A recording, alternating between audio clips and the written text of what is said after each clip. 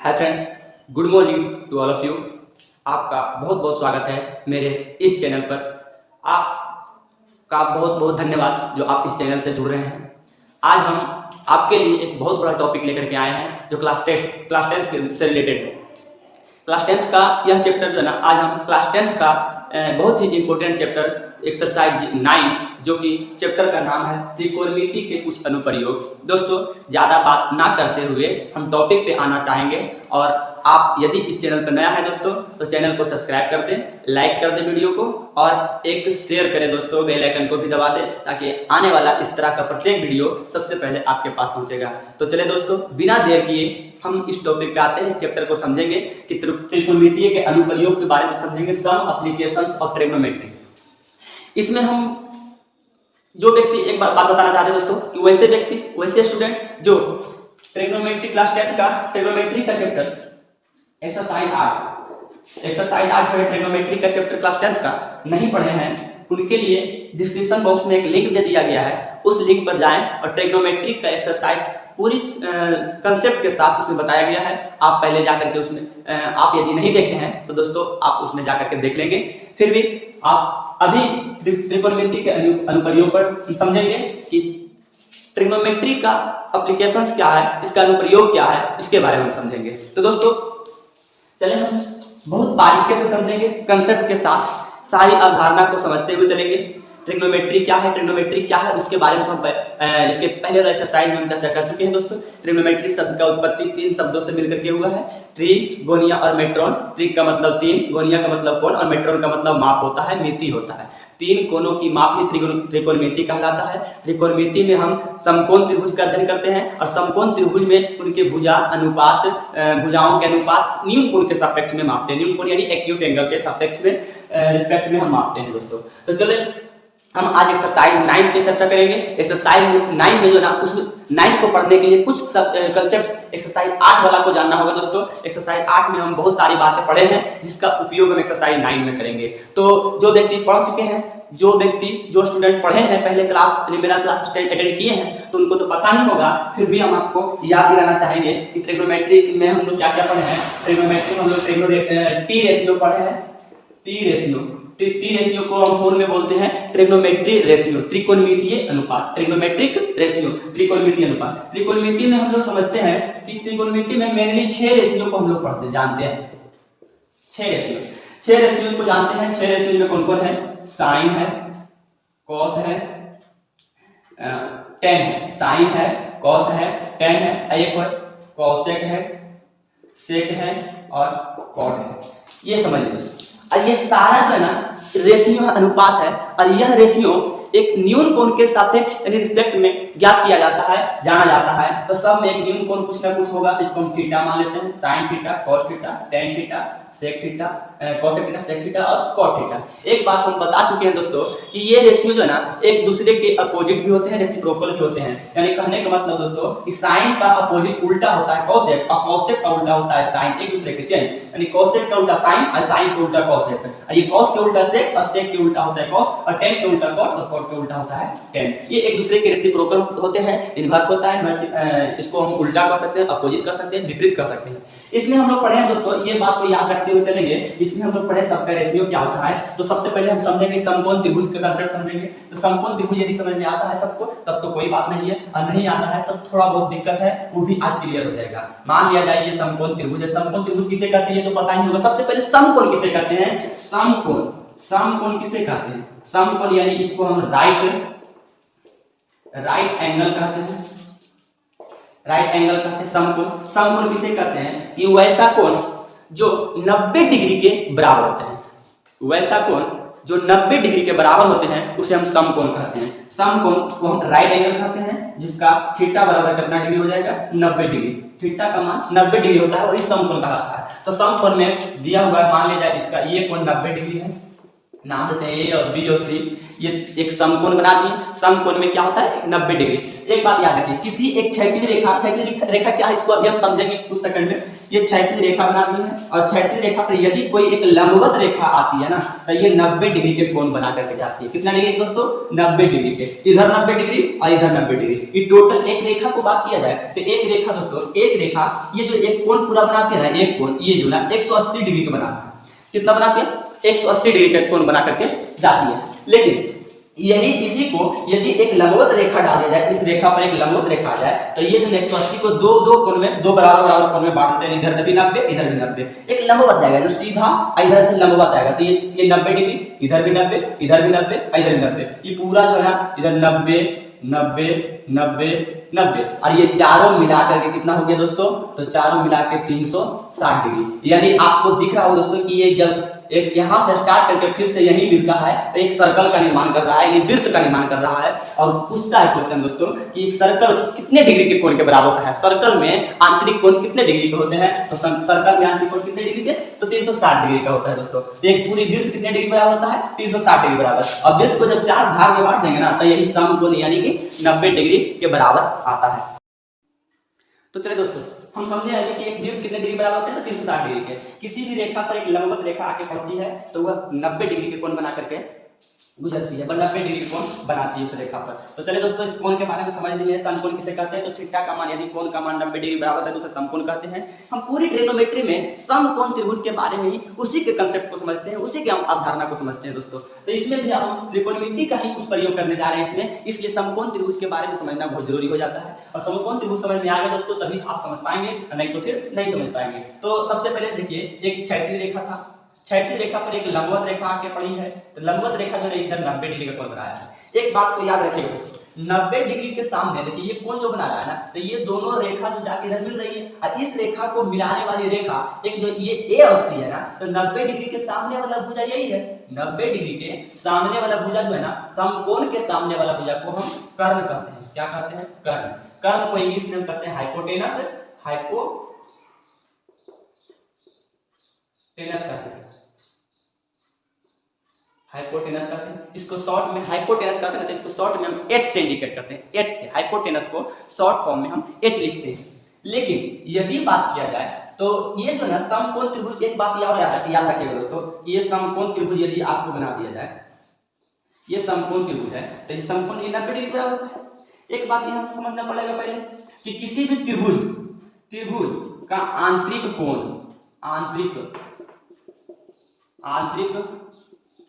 कोणों का योग जो है ना, योग 180 डिग्री के बराबर होता है। कितना डिग्री के, 180 डिग्री। तो याद रखिएगा यदि त्रिभुज का एक कोण 90 डिग्री हो गया दोस्तों तो बाकी दोनों कोण कितना होगा, तो इसमें से जो बचेगा वही ना, तो एक कोण 90 डिग्री हो गया, इसमें 90 घटा देते हैं तो बच जाएगा 90 डिग्री। तो बाकी ये दोनों को मिला करके कितना होगा 90 डिग्री। तो अब इसमें हम देखेंगे ये दोनों को जोड़ करके, जैसे ये पूरा ये कोण ये रेखा नहीं देखेंगे दोस्तों, ये कोण ये वाला और ये वाला दोनों के मिला करके 90 डिग्री। मान लीजिए इसका एक हम थीटा मान लेंगे, ये 30 डिग्री है तो 90 में से घटा के जो बचेगा ये 60 डिग्री होगा।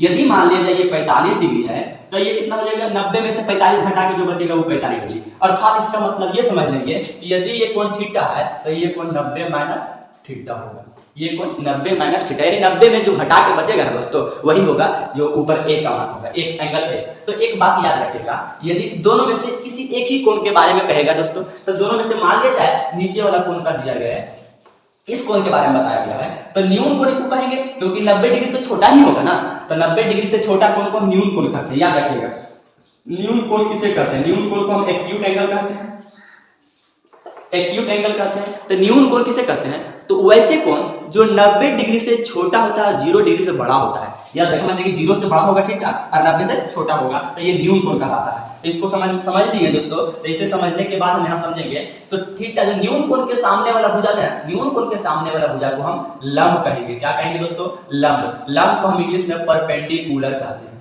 परपेंडिकुलर कहते हैं। लंब को हम इंग्लिश में परपेंडिकुलर कहते हैं। और बाकी जो नेक्स्ट भुजा जो लंब के एक संगत भुजा जो रहेगा, लंब के संगत भुजा को हम कहेंगे आधार। आधार को इंग्लिश में हम बेस कहते हैं। याद रखिएगा कर्ण को हाइपोटेनस एच से लिखते हैं, इसलिए हम शॉर्ट में इसको एच कहते हैं। लंब को परपेंडिकुलर कहते हैं, इसलिए पहला अक्षर इसको शॉर्ट में पी कहते हैं। आधार को बेस कहते हैं, तो बेस का पहला अक्षर बी, इसको शॉर्ट में बी कहते हैं।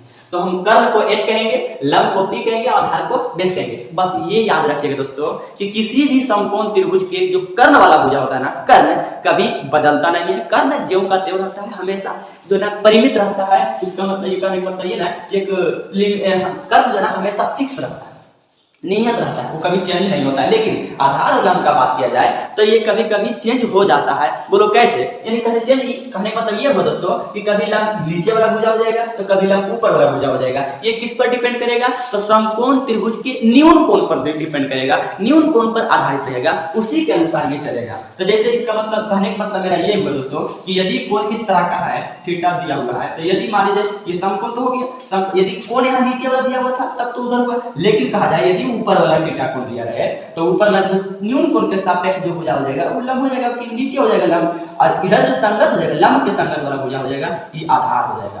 अब कर्ण तो कभी बदलेगा नहीं, सबसे बड़ी भुजा जो रहेगा वही कर्ण होगा। उसका दो तरह से समझने का बात है, समझते हैं दो तरह से कि 90 डिग्री के सामने, 90 डिग्री के सामने वाला भुजा को हम लंब कर्ण कहेंगे, सॉरी 90 डिग्री के सामने वाला भुजा को हम कर्ण कहेंगे, या फिर सबसे लंबी भुजा कर्ण ही होता है और सबसे लंबी भुजा को हम कर्ण कहेंगे। तो ये बात आपको समझ में आ गया दोस्तों। भुजा को हम अंग्रेजी में साइड कहेंगे, कोण को अंग्रेजी में एंगल कहेंगे, और बाकी न्यून कोण को हम एक्यूट एंगल कहेंगे और सम कोण को राइट एंगल कहेंगे। बस इसमें अधिक कोण हम नहीं पढ़ते हैं दोस्तों, अधिक कोण हम यहाँ नहीं समझेंगे। अधिक कोण हम ज्योमेट्री का चैप्टर में पढ़ेंगे, उसमें अधिक कोण ज्योमेट्री का एक वीडियो बना हुआ है दोस्तों, मेरे चैनल पर जाकर के ज्योमेट्री का सर्च करके मारेंगे दोस्तों तो आ जाएगा। तो चले त्रिभुज के बारे में समझ लिए होंगे दोस्तों, तो हम इसे मिटाते हैं और आगे समझते हैं।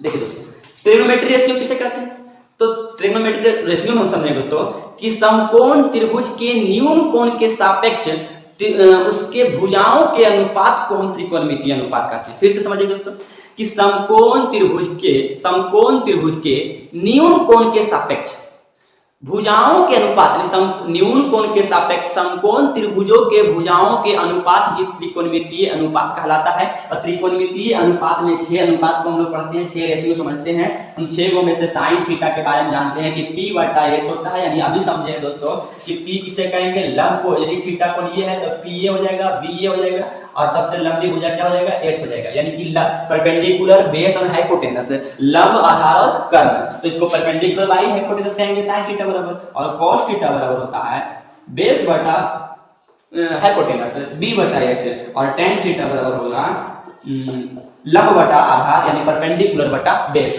अब इसी के अपोजिट हम जानते हैं कि sin थीटा का अपोजिट कौन होता है? cosec। तो sin थीटा का p बटा h होता है, तो cosec का क्या हो जाएगा? cosec थीटा हो जाएगा h बटा p, यानी इसका sin का p बटा h, तो cosec का h बटा p, यानी ये उलट जाएगा, ये जो एक दूसरे के उलट जाएगा। sin थीटा और cosec थीटा के बीच का है तब, ये नहीं कि sin थीटा और cos थीटा में हम देख लेंगे तो एक दूसरे को उल्टा, नहीं, ये गलत हो जाएगा दोस्तों। sin थीटा और cosec थीटा में ही ये कंसेप्ट को देखा जाता है। तो समझेंगे यहाँ दोस्तों कि cos थीटा होता है b बटा h और cosec थीटा h बटा p होता है। तो याद करते हुए चलेंगे, तो b बटा h बराबर होता है ना cos थीटा, तो cos के उल्टा होता है sec, तो sec थीटा बराबर हम समझेंगे h बटा में v। tan थीटा बराबर p बटा b, तो cot इसका उल्टा होता है cot थीटा, तो cot थीटा बराबर हो जाएगा b बटा p। तो समझ आई होप दोस्तों इतना सारी बात आपको समझ में आया होगा। अरे आने वाला बात ही नहीं है दोस्तों, इसके पहले वाला चैप्टर में हम सारा कुछ बताए थे। यदि अभी भी नहीं समझ में आ रहा है दोस्तों तो आपको एक आवश्यकता है कि पहले वाला वीडियो आप देखें। तो चले दोस्तों, जिनको समझ में आ रहा है, नहीं भी आ रहा है तो ये तो हम 90% कहते हैं दोस्तों कि समझ में आ ही रहा होगा। और जो व्यक्ति पहले वाला वीडियो पढ़े हैं यानी पहले वाला क्लास किए हैं तो उनको तो 100% समझ में आ रहा होगा, और जो व्यक्ति नहीं किए हैं उनको 90% समझ में आ ही रहा होगा। दोस्तों इस तरह के अनुपात हम समझते हैं। और यदि ये सारी बात आपको पता है दोस्तों, ये सारी बात देखिए, यदि ये सारी बात आपको पता है तब तो इसमें दिक्कत नहीं होने वाला है, और यदि ये नहीं पता है तो दिक्कत होगा दोस्तों। इसको हम बस इसको अभी फिलहाल में याद रखना है, sin थीटा बटा p बटा h यानी लंब बटा कर्ण, और cosec थीटा बराबर कर्ण बटा लंब, cos थीटा बराबर आधार बटा कर्ण, sec थीटा बराबर कर्ण बटा आधार, tan थीटा बराबर लंब बटा आधार, और cot थीटा बराबर आधार बटा लंब। दोस्तों इतना समझ में आ रहा है आपको, तो बस 3 कंसेप्ट को और समझना पड़ेगा दोस्तों। कौन सा जो सर्व समीकरण उसको कहते हैं दोस्तों ट्रिग्नोमेट्री का सर्व समीकरण यानी त्रिकोणमितीय का आइडेंटिटीज कहेंगे ट्रिग्नोमेट्री का आइडेंटिटीज। देखिए दोस्तों सर्व समीकरण क्या पढ़े हैं कि sin का स्क्वायर थीटा और प्लस में कॉस का स्क्वायर थीटा, ये दोनों अगर जुड़ता है तो ये एक होता है। ये सर्व समीकरण पहला आप समझ लीजिए दोस्तों, ये पहला हो गया। दूसरा हम लोग पढ़े हैं कि tan स्क्वायर थीटा उल्टा हो जाएगा दोस्तों, sec square theta minus tan square theta, sec square theta और माइनस में tan स्क्वायर थीटा बराबर 1 होता है। तीसरा होता है दोस्तों cosec स्क्वायर थीटा और माइनस में cot स्क्वायर थीटा बराबर 1 होता है। ये तीन कंसेप्ट को आप समझते हैं दोस्तों। ये ज्यादा आपको इसमें नहीं यूज होगा दोस्तों, फिर भी लेकिन याद रखना जरूरी है, ये नहीं यूज होने वाला है ज्यादा आपके लिए, फिर भी याद रखिएगा दोस्तों। यदि इस तरह का बात, अगर इस तरह का क्वेश्चन आ जाए तो एग्जाम में आ सकता है, तो इसे हम इसे मिटाना चाहेंगे दोस्तों। आप यदि लिखना चाहेंगे तो लिख सकते हैं, या फिर वीडियो को रोक करके आप लिख सकेंगे।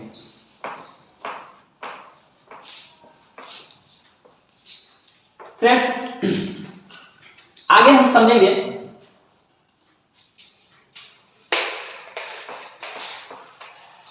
ट्रिग्नोमेट्री रेशियो में हम डिग्री का मान समझेंगे। जैसे कहने का मतलब ये दोस्तों, साइन 30 डिग्री के मान, कॉस 60 डिग्री के मान,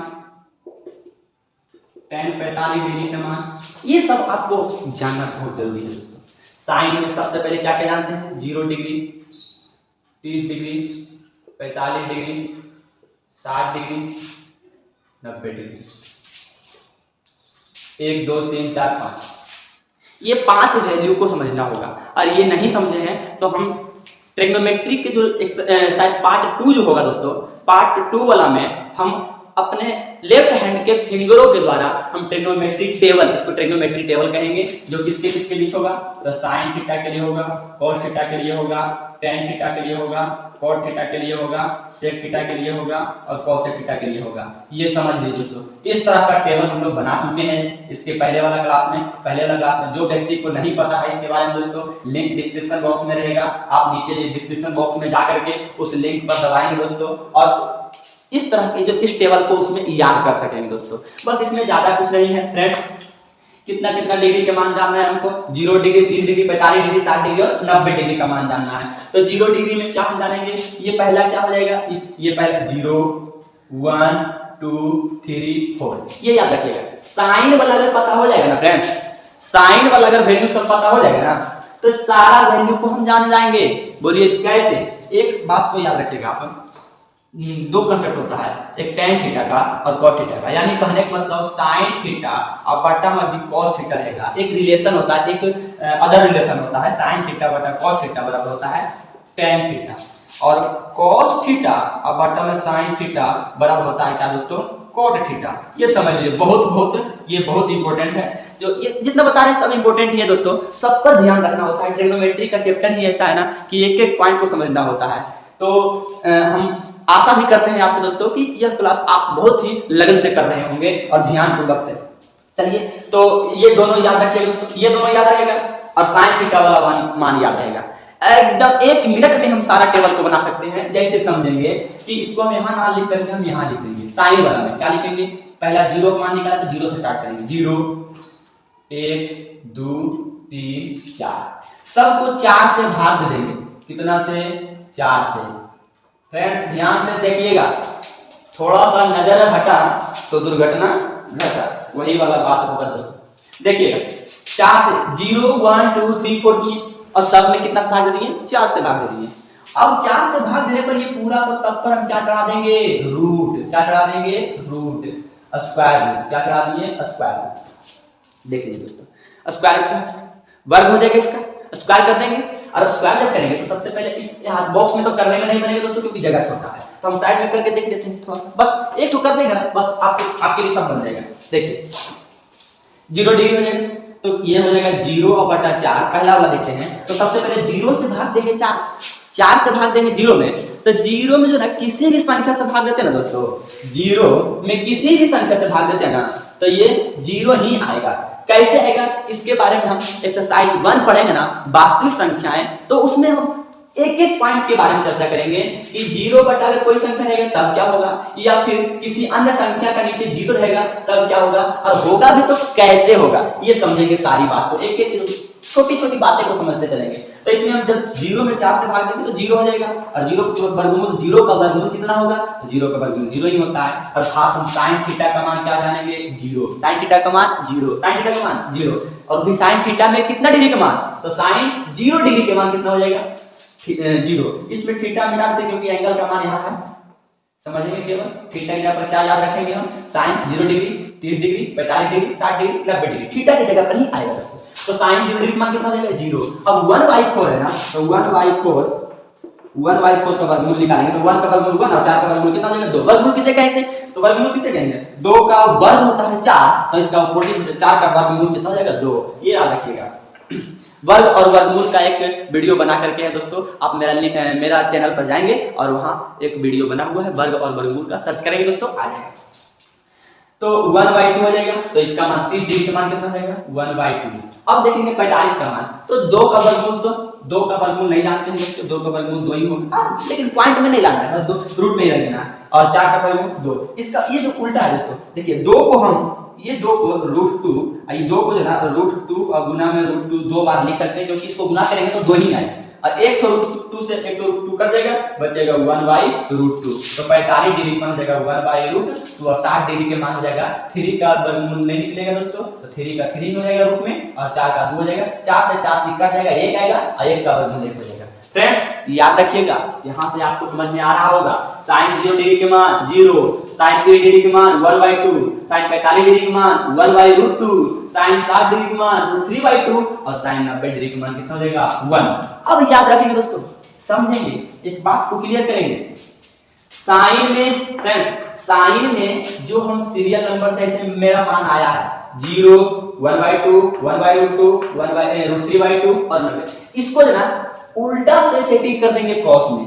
क्या करेंगे हम, जो इधर शुरू से इधर जा रहा है ना, इधर से जाएंगे, इधर से आ जाएंगे हम कॉस में भर देंगे, यानी कि सबसे लास्ट वाला फर्स्ट में आएगा, उसके बाद वाला सेकंड में, उसके बाद वाला थर्ड में, इसी प्रकार से बॉक्स को भर देंगे। जैसे 90 वाला मान आ जाएगा 0 में, cos 0 डिग्री का मान 1, 60 डिग्री वाला आ जाएगा 30 में, √3/2, 45 के सामने आता है दोस्तों, 45 के 45 में हो जाएगा, 30 वाला आ जाएगा 60 में 1/2, और 0 वाला आ जाएगा 90 में, यानी 0। बस सेकंड का बात है समझने दोस्तों। साइन वाला यदि हमें याद रहा तो फिर सारा टेबल को बना सकते हैं, केवल साइन वाला टेबल को समझना होता है। साइन अब समझने के लिए उसका भी ज्यादा भी हार्ड वर्क भी नहीं करना पड़ा, थोड़ा सा क्या करेंगे 0 1 2 3 4 कर देंगे, 0 1 2 3 4 कर देंगे, और सब में 4 से भाग देंगे, और सब पर क्या चढ़ा देंगे, छतरी लगा देंगे, यानी रूट चढ़ा देंगे। तो रूट चढ़ाने के बाद जो मान आएगा 0 30 45 60 90 साइन में आ जाएगा।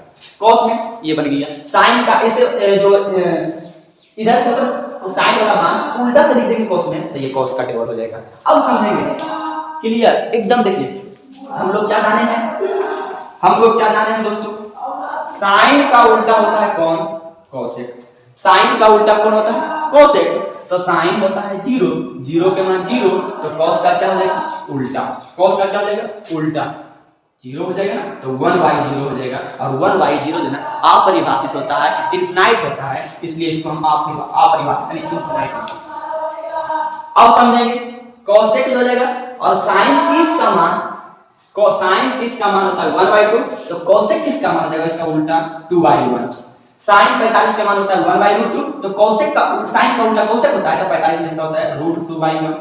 साइन का 60 में √3/2, तो कोसेक का हो जाएगा 2/√2। इसी प्रकार से उल्टा हम कर लेंगे दोस्तों। cos का उल्टा होता है sec, तो cos का हो जाएगा 1, तो 1/1 हो जाएगा बराबर 1। इसका होता है 30 √3/2, तो इसका हो जाएगा 2/√3। उसी प्रकार से भर लेंगे अपने खुद से दोस्तों। अब बात रह गया है tan का और cot का। बस tan का निकाल लेंगे, cot का अपने आप बन जाएगा दोस्तों। क्या बनेगा, देखिए tan थीटा बराबर हम लोग क्या जानते हैं, tan थीटा बराबर जानते हैं sin थीटा बटा cos। तो sin थीटा कितना है, sin थीटा और cos थीटा, tan थीटा और sin थीटा बटा cos थीटा याद रखिएगा। तो sin यदि sin tan थीटा का मान निकाला, तो tan के 0 डिग्री का मान निकालेंगे ना जी दोस्तों, तो यहाँ sin भी 0 डिग्री हो जाएगा और cos भी 0 डिग्री हो जाएगा। sin भी 0 डिग्री और cos भी 0 डिग्री। तो sin 0 डिग्री का मान कितना है, तो sin 0 डिग्री का मान 0, और cos 0 डिग्री का मान कितना है, cos 0 डिग्री का मान 1 है, और 0/1 बराबर कितना 0। तो tan 0 डिग्री के मान 0, tan 0 डिग्री के मान 0। अब 30 का बात आया, तो 30 भी रखेंगे, तो sin का हो जाएगा 30 और बटा में cos का हो जाएगा 30।